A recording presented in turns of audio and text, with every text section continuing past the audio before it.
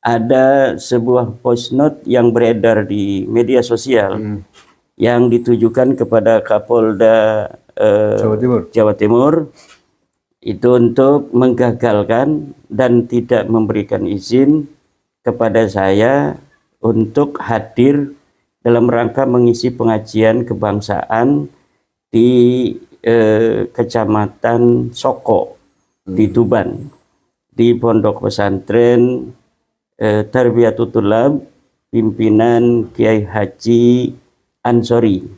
Beliau adalah mantan pengurus LTN PBNU. Tes 1 2. Assalamualaikum warahmatullahi wabarakatuh. Sahabat pecinta channel Cinta Tasbih dimanapun kalian berada, alhamdulillah kita bisa berjumpa kembali di channel Cinta Tasbih ini. Semoga perjumpaan kita kali ini senantiasa membawa keberkahan untuk kita semuanya. Amin ya rabbal alamin. Kali ini ada sebuah video yang akan saya sajikan kepada teman-teman semuanya, di mana beberapa hari lalu beredar video voice note tersebut menginginkan kegiatan ceramah agama dari Kiai Haji Imaduddin Al-Bantani yang berkunjung di Jawa Timur untuk dibatalkan ataupun tidak diadakan di Jawa Timur. Namun hal itu tidak menjadikan kegiatan ceramah dari Kiai Haji Imaduddin Al-Bantani berkunjung di Jawa Timur, tempatnya yaitu di kota Tuban. Namun alhasil kalau dilihat dari pengakuan dari Kiai Haji Imaduddin Al-Bantani bahwasanya kegiatan tersebut yang dilakukan di Jawa Timur, tempatnya di kota Tuban, alhamdulillah bisa berjalan dengan lancar. Tidak ada halangan suatu apapun, walaupun beredar beberapa hari yang lalu voice note yang menginginkan kegiatan Kiai Haji Imaduddin di Jawa Timur tidak diperkenankan. Baiklah, untuk lebih jelasnya marilah kita simak video berikut ini. Assalamualaikum warahmatullahi wabarakatuh. Waalaikumsalam warahmatullahi wabarakatuh. Bismillahirrahmanirrahim. Alhamdulillahirabbil alamin. Allahumma sholli ala sayyidina Muhammadin wa alihi washabihi ajmain. Wa ba'du. Di antaranya begini, Kiai, ingin saya tanyakan. Kemarin itu ramai beredar voice note yang katanya abah-abah siapa itu, kita nggak tahu apakah Muhyiddin Habib ataukah mungkin Habibnya, walau alam. Yang jelas dari voice note itu mencoba mengintervensi Kapolda Jawa Timur, meminta agar acaranya panjenengan dilarang di Jawa Timur untuk tidak diberi izin. Lah, faktanya saya dengar kemarin acar sukses di Tuban. Itu sebenarnya seperti apa tuh kejadiannya, Kiai? Mungkin bisa dijelaskan. Terima kasih, Kang Mas. Jadi kemarin kita ada acara di Grobogan terlebih dahulu sebelum ke Tuban. Di Grobogan ada acara pelantikan PWI Laskar Sabilillah Kabupaten Grobogan di Pondok Pesantren Kiai Haji Syarif Fadil yang juga merupakan Ketua Tanfidiyah Nahdlatul Ulama dari Kabupaten Grobogan. Jadi beliau merangkap kesepuhan PWILS dan sebagai Ketua Tanfidiyah PCNU Kabupaten Grobogan. Kemudian setelah acara di Grobogan itu, acara berikutnya adalah pelantikan PWILS di Tuban, sekaligus secara dialog kebangsaan kesejarahan Nusantara. Disitulah saya mendengar kabar bahwa ada sebuah voice note yang beredar di media sosial yang ditujukan kepada Kapolda Jawa Timur itu untuk menggagalkan dan tidak memberikan izin kepada saya untuk hadir dalam rangka mengisi pengajian kebangsaan di Kecamatan Soko di Tuban, di Pondok Pesantren Tarbiyatul Thulab pimpinan Kiai Haji Ansori. Beliau adalah mantan pengurus LTN PBNU Oh, pada periode Kiai Said Agil Siraj. Lajnah Jadi Ta'lim jelas beliau adalah seorang Nahdliyin, juga adalah seorang pengurus Nahdlatul Ulama pada masa Kang Said atau Abuya Said Agil Siraj.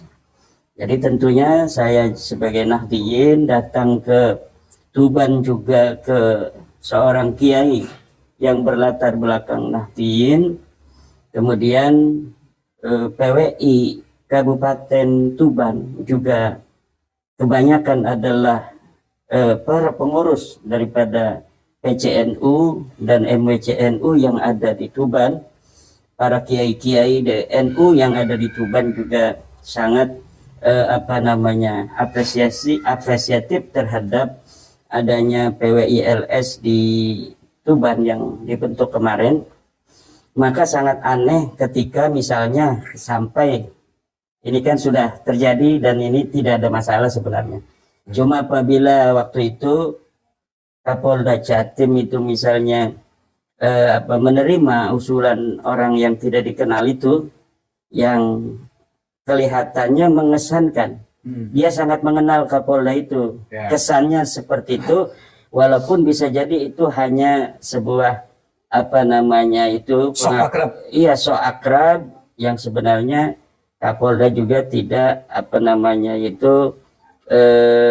begitu mengenal suara itu. Dan saya yakin kalaupun itu sampai kepada Kapolda tidak akan semudah itu untuk bisa dikendalikan oleh golongan-golongan radikal semacam itu.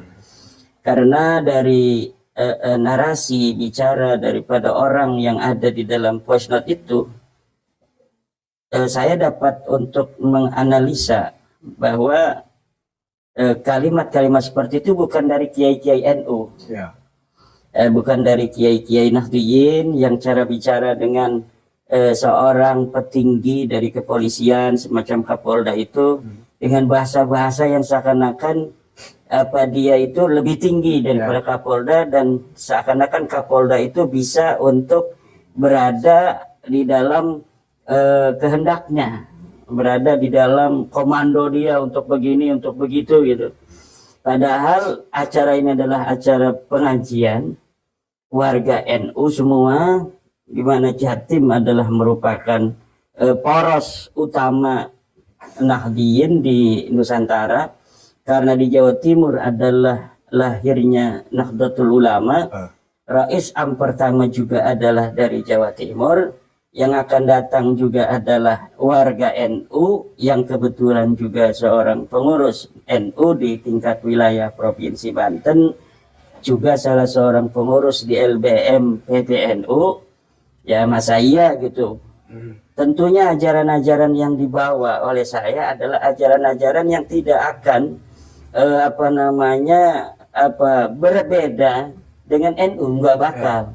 Ajaran-ajaran itu yang dari kecil, mungkin dari lahir saya pribadi dari keluarga Nahdliyin, kemudian paman-paman saya itu 3 dari Tebuireng, yaitu 3 dari Tebuireng, kemudian jadi para ulama di kampung saya yang kita ngaji kepada beliau. Berarti saya ini adalah cicit ilmu dari Mbah Hasyim Asy'ari. Karena beliau itu paman saya mengaji kepada anaknya Mbah Hasyim, anaknya tentunya kepada Mbah Hasyim. Berarti saya cicit daripada sanad Tebuireng, keilmuan daripada Mbah Hasyim Asy'ari, yang diambil sanad Mbah Hasyim Asy'ari itu dari berbagai macam jaringan sanad keilmuan, baik di dalam negeri di Nusantara, dari Syekh Nawawi At-Tanar Al-Bantani dan Mbah Khalil Bangkalan, juga dari jaringan Timur Tengah. Ya, jadi alhamdulillah kemarin saya kira seperti tidak ada apa-apa. Jadi di media sosial begitu banyak para YouTuber mengangkat tentang voice note itu, yang begitu sepertinya mengkhawatirkan, tetapi ternyata ya ketika kami ke sana tidak ada masalah apa-apa, bahkan aman-aman saja, lancar-lancar saja. Dijaga kan sama aparat juga? Kelihatan ikut jaga? Sepertinya saya lihat tidak ada yang berseragam, Tidak karena berseragam. mungkin sangat aman sekali gitu. Saking Karena nyamannya. memang basisnya di situ basis warga Nahdlatul Ulama, Oke. yang datang juga adalah penceramah dari kalangan Nahdlatul Ulama, yang hadir dari kalangan Nahdlatul Ulama, dan masyarakat sekitarnya semuanya masyarakat NU. Ya. Jadi tidak ada yang dikhawatirkan. Dari voice note yang sempat nama-nama itu muncul kan bukan dari Nahdlatul Ulama garis PBNU.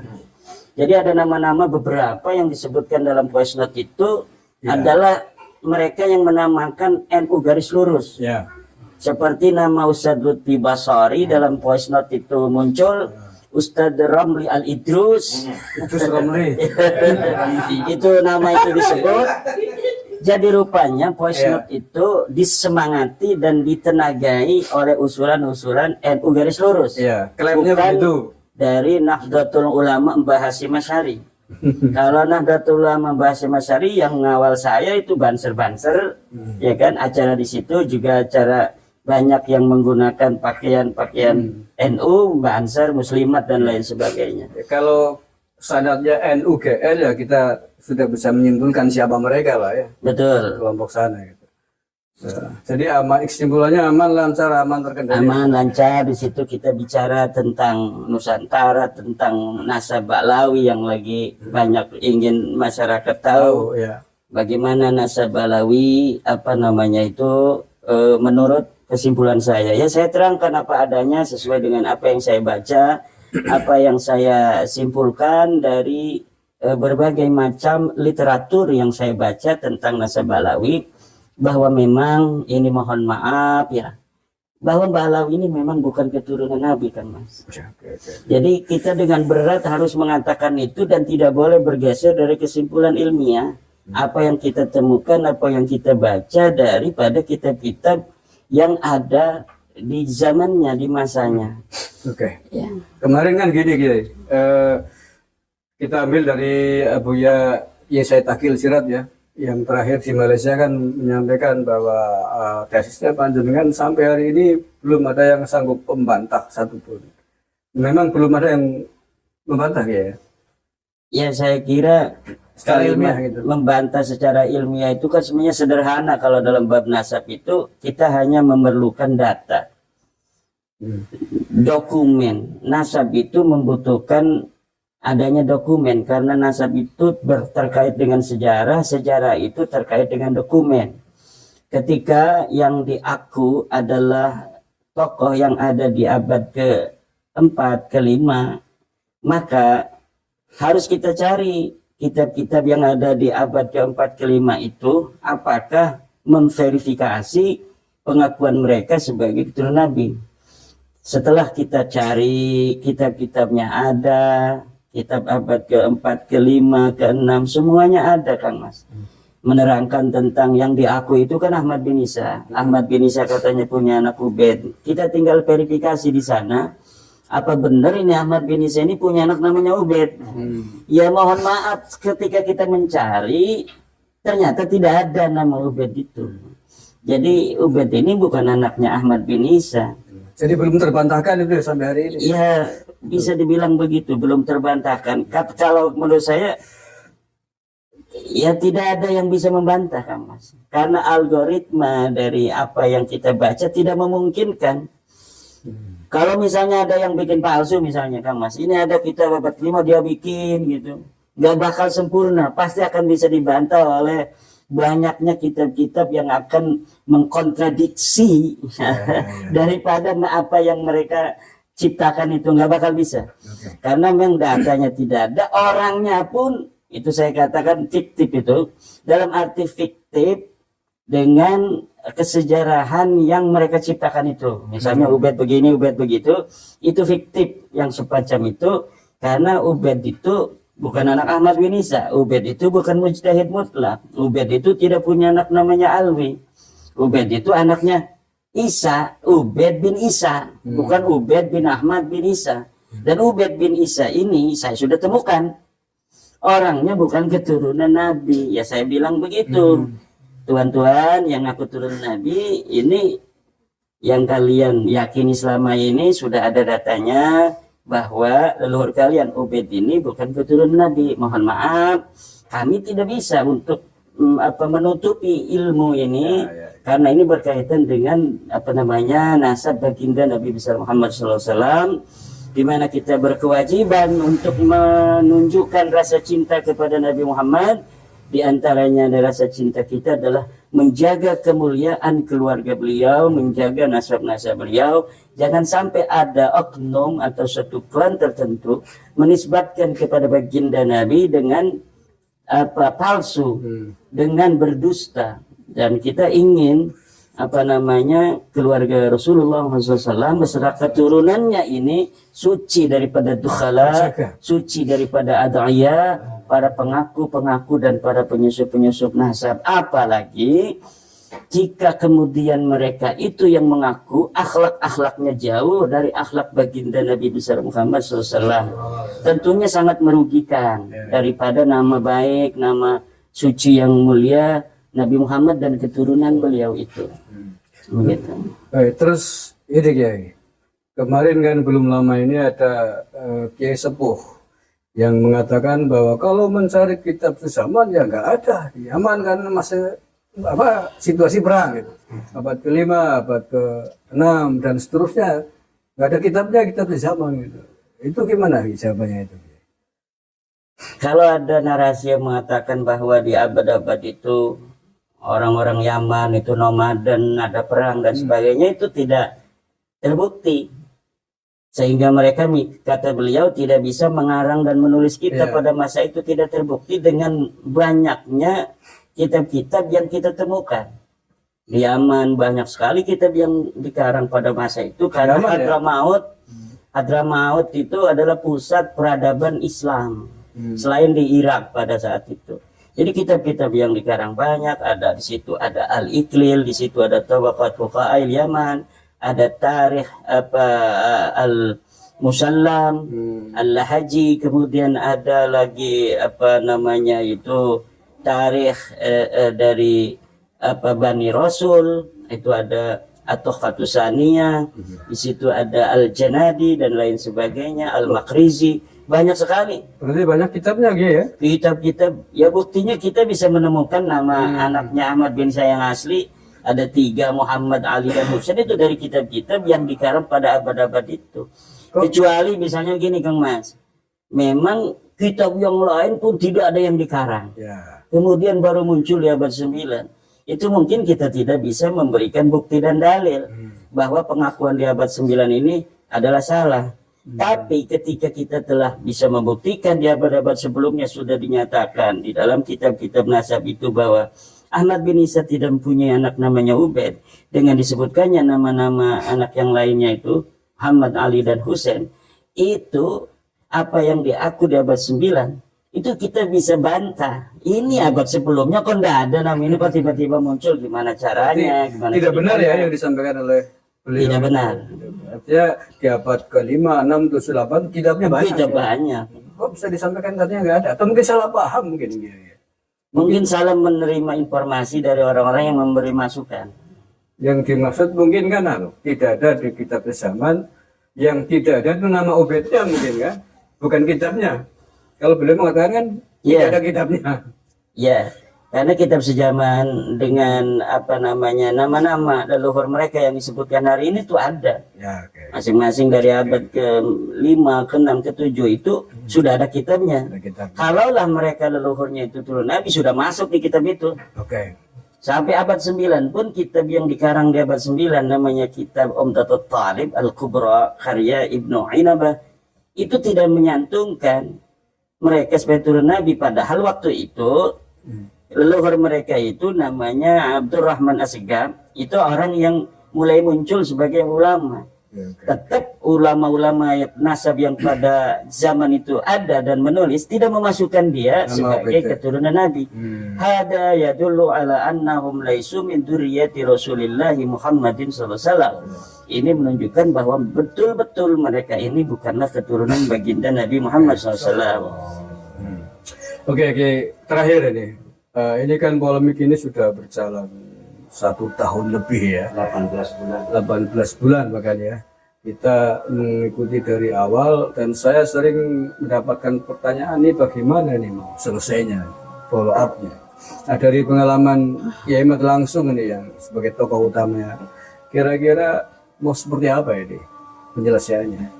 Ya kita serahkan kepada umat Islam. Mau seperti apa? Kita sudah menunaikan tanggung jawab sebagai seorang alim ya, yang mengetahui bahwa mereka bukan turun Nabi. Selanjutnya terserah Anda. Mau ikut husnudon, mangga. Walaupun husnudon ba'da duhuril hujjati wa dalil haram. La ibrata bidzannil bayyin khata'uh. Tidak ada, tidak boleh, tidak direken adanya dzan setelah terbukti sesuatu yang didon itu salah. Dan dzan yang selama ini ada bahwa mereka keturunan Nabi itu sudah terbukti secara ilmu nasab, ilmu sejarah, ilmu DNA. Mereka bukan turun Nabi. Tapi kalau mau menghusnudoni itu terserah Anda, urusannya urusan Anda. Ada misal mereknya ini racun. Lah kita husnudoni aja sebagai madu ya mangga saja. Nanti tanggung jawab sendiri. Nah, tanggung jawab sendiri. Kita udah bilang ini racun misalnya. Enggak, ini madu ya silakan. Itu tanggung jawabnya sendiri.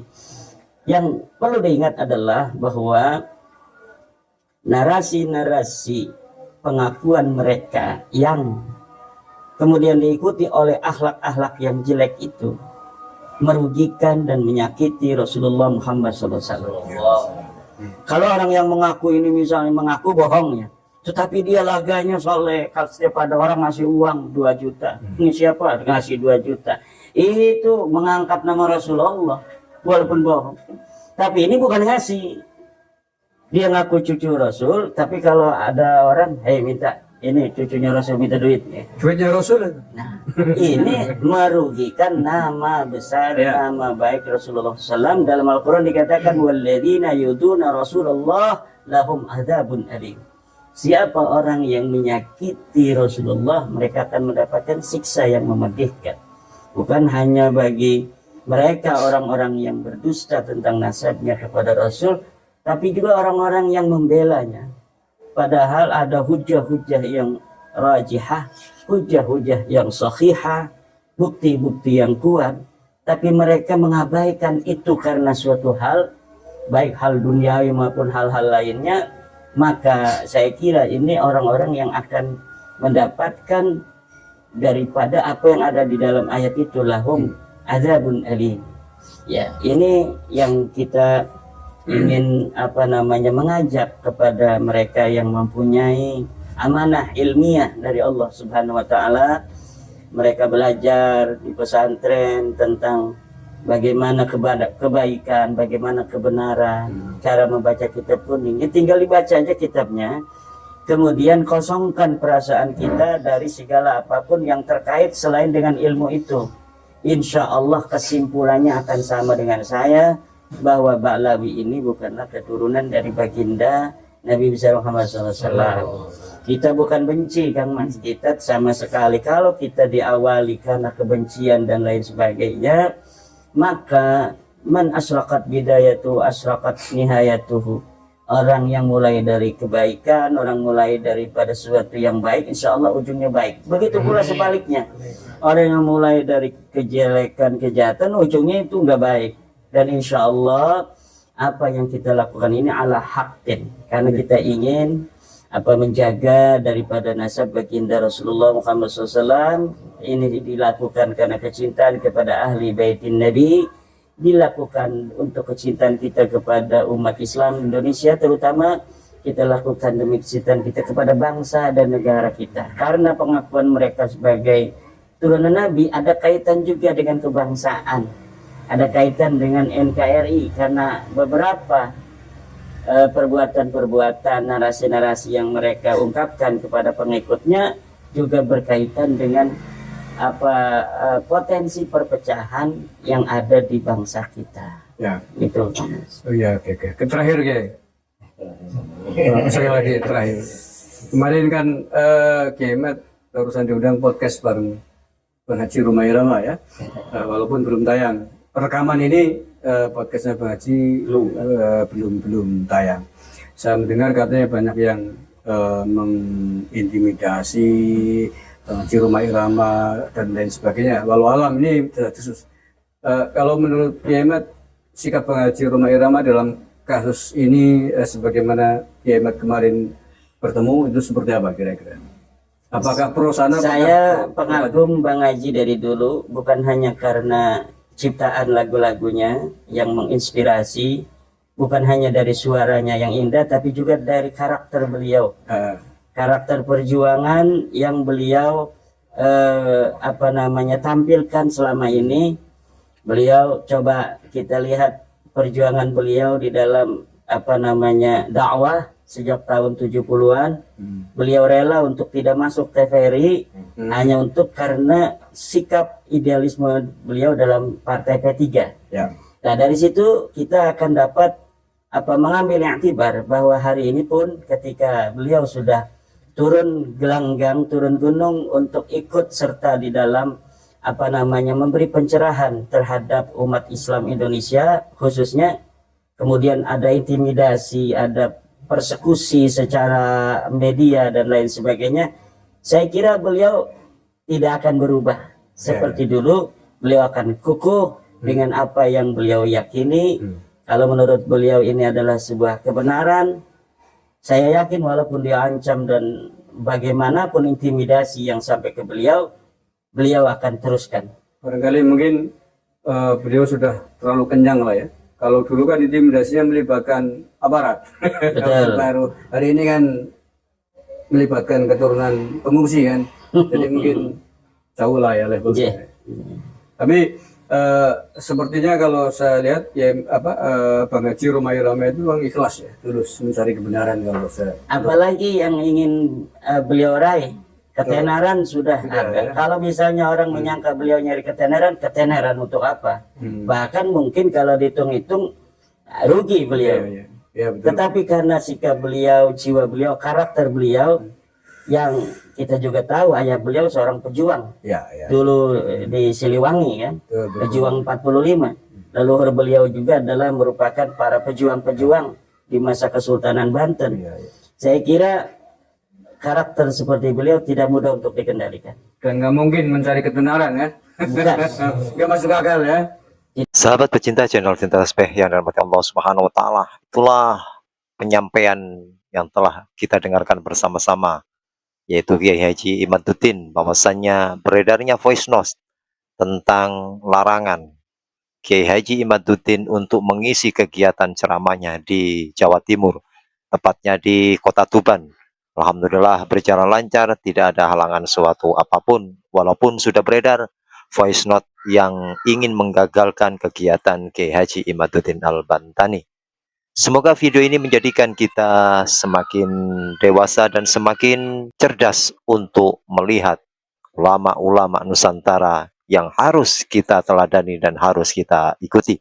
Terima kasih. Jazakumullah khairan katsira. Assalamualaikum warahmatullahi wabarakatuh.